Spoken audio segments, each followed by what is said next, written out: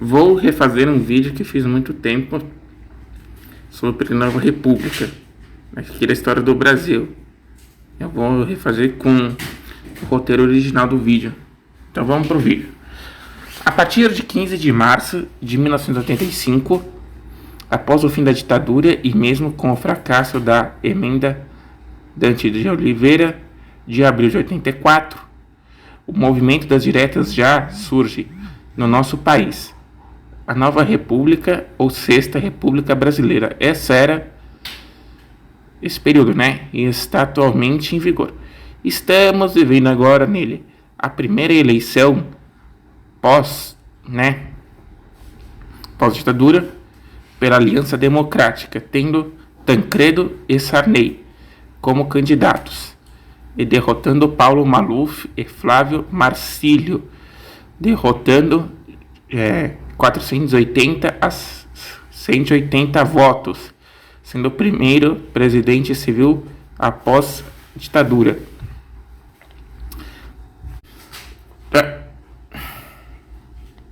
Foi Tancredo que criou o termo Nova República, que adoeceu e morreu no hospital em 21 de abril do mesmo ano, né? E no seu lugar assumiu José Sarney, que promulgou a Constituição de 88, apresentado por Ulisses Guimarães e conduzindo a nação à redemocratização. Em 1986, Sarney, junto com a sua equipe econômica, lançou o Plano Cruzado. E em 87, para conter a inflação, criou o Plano Bresser e declararam moratória e não pagaram a dívida. Foi marcada por presidentes títeres e mal intencionados, como Fernando Collor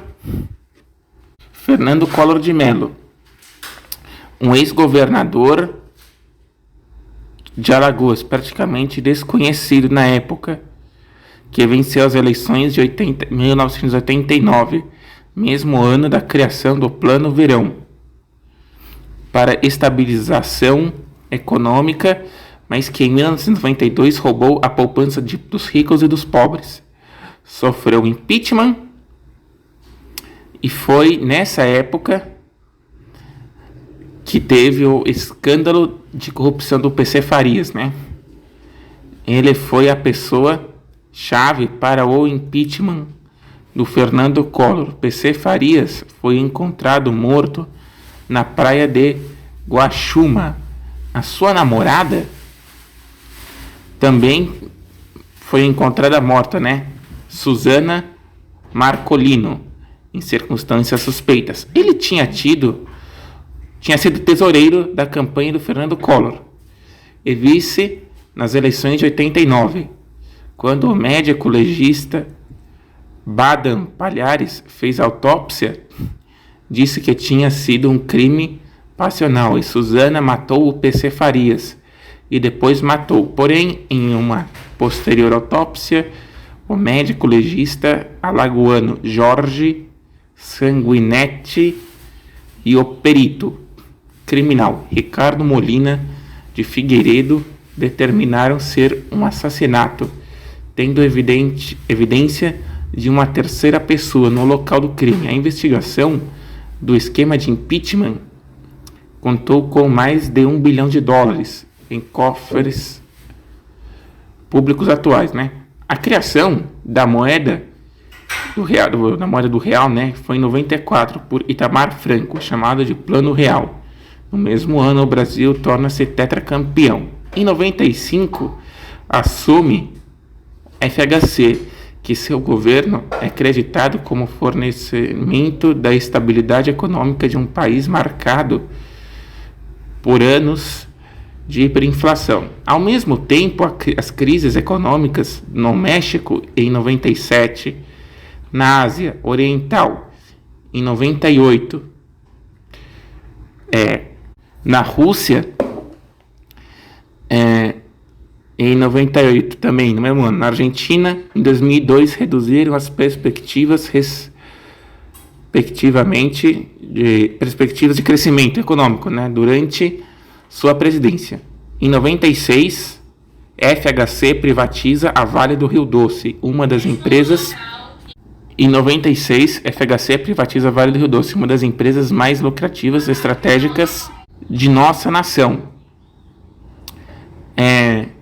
Em nome do neoliberalismo, e os estrangeiros compraram com papéis podres ações que não poderiam ser negociadas em qualquer bolsa de valores, a privatização das estradas e o crescimento de dívida pública, que os banqueiros internacionais vêm sugando nossos recursos, e o governo remunerando os bancos internacionais com sobra de caixa. Outra curiosidade também é que em 1997 o FHC quebrou o monopólio da Petrobras, outra herança do governo FHC, né? E continuando aqui com o vídeo, né, depois dessa curiosidade aí, além disso, o crescimento da pobreza das grandes cidades como São Paulo e Rio de Janeiro, a falta de emprego, a má qualidade dos transportes públicos e etc. Em Enéas Carneiro, na década de 90, já falava da importância estratégica do nióbio, mas a mídia tratava o Dr. Enéas Carneiro, né, como se fosse um louco, né? Mas o homem estava certo. Com a saída de FHC, em 2002, o mesmo ano da morte de Chico Xavier, que o Brasil se tornou pentacampeão. Entra em cena os governos PT, de viés de esquerda, com Lula como presidente, né?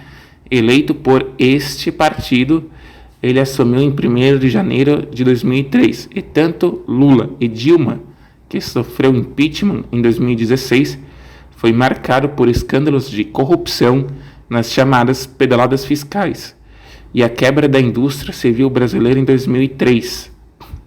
Tivemos o acidente da base de lançamento de foguetes de Alcântara, que morreram em 21 técnicos, né? Em 2003. E em 2004, o fim do programa Ciclone, uma parceria com a Ucrânia para o lançamento de foguetes que custou R$1 bilhão ao nosso país. O carnaval, com mulheres seminuas ou nuas, às vezes, virou atração para estrangeiros verem nosso país. Em 2010, Dilma assumiu o poder, uma ex-guerrilheira da época da ditadura militar, de origem mineira. Dilma tinha sido, antes de assumir a presidência, ministra de Minas e Energia, mas foi marcado pela ajuda humanitária a países caribenhos, como Cuba, exportando para aquela nação feijão e chegando o preço nos mercados em 2016 a R$18 o quilo. A Odebrecht construiu obras públicas em países africanos, como Angola, que foi colonizada por Portugal, uma usina hidrelétrica, caso do triplex do Lula e o do sítio de Atibaia, o maior caso de metacapitalismo, a Operação Lava Jato, liderada por Sérgio Moro. Um dos primeiros presos foi o doleiro Alberto Youssef. Em 93 houve um referendo para volta, né, a volta da monarquia, mas a mídia sempre bombardeando para as pessoas voltarem para a república e não deixava os integrantes da família real brasileira aparecerem na TV. Depois da Dilma entrou Michel Temer, presidente das reformas, que gastou R$4 bilhões para se manter no poder até o fim de seu mandato. E a queda da Dilma, da prisão de Lula, foi uma luta de classes entre ricos e pobres, aonde nós pobres perdemos para a elite brasileira, que se sentiu ameaçada pelos governos de esquerda do PT, que fez a transição até o presidente atual Bolsonaro, que jurou a bandeira americana, fazendo continência, e deu a concessão à base de Alcântara para os norte-americanos. A decadência cultural, como o surgimento de gêneros musicais como funk e o aparecimento de cantores como Anitta e cantores como Kevinho, MC Catra. A virada cultural, que de cultura não tem nada, a cada maior exigência das empresas na hora de contratar, pedindo cursos e experiência, favorecendo assim o surgimento de trabalho informal, como vendedores de espetinhos, pizza, pamonhas, curau, milho, ovos, os camelôs e os marreteiros, vendedores ambulantes dos trens. Em 2015 começou a crise econômica que está até hoje. Quer dizer, na época que eu fiz o vídeo, né, o roteiro tava, né, acho que hoje não tá mais. Mas voltando. Então, com milhões de pessoas desempregadas, em vez de fazer uma auditoria pública, o país prefere engordar as contas dos banqueiros. O Brasil é o 79º país em DH. Mas nesse país, 6 pessoas concentram renda, o equivalente à metade mais pobre do país. Foi no governo Temer que privatizaram os campos de petróleo achado em alto mar. Nós voltamos a ser uma colônia de certa forma. Um país rico em petróleo, achado rico em certa forma. Não só em petróleo, mas em tudo, né? Em vários recursos, né? O Brasil é rico com altos impostos e má distribuição de renda. De 15 a 27 milhões de desempregados, de pessoas sem emprego. O SUS é ineficiente como o transporte público, a educação. É garantido o pagamento dos banqueiros e isso gera uma escassez de moeda. Se partidos políticos se unirem e terminarem essa briga polarizada de esquerda versus direita, coloquei na época que foi em 2020 que eu fiz esse roteiro, né? Lá para mais de 2020. PT versus PSDB. E fizer a auditoria fiscal e o governo parar de ser corrupto, quem sabe um dia o Brasil não se torne um país de primeiro mundo. Nem que seja daqui a 200 anos, né?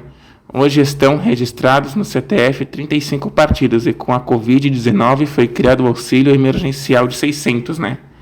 Reais mensais para 3 meses, ou seja, 1.800. Bom, esse era o roteiro original, né, do vídeo, né? Eu vou acrescentar mais algumas coisas.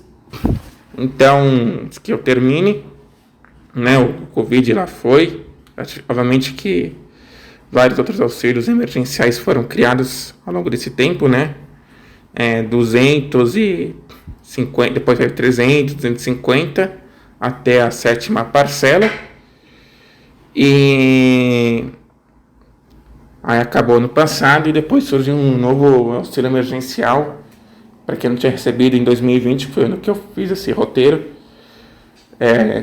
Aqui tinha recebido até aqui da parcela, que variava para pais solteiros, de 600 a 3 mil reais, né? Então, seria mais ou menos o vídeo. E o governo não, porque atualmente em 2022, o número já passa de 620 mil pessoas que já morreram de Covid, né? Aí temos recentemente a morte do Olavo de Carvalho, né, que conversava só abóbora. E podemos dizer aqui, né, a vacinação, né, que já chegou a 3ª dose. E esse seria o vídeo, né. Então, curtam, comentem, compartilhem e não deixe de se inscrever. Falou!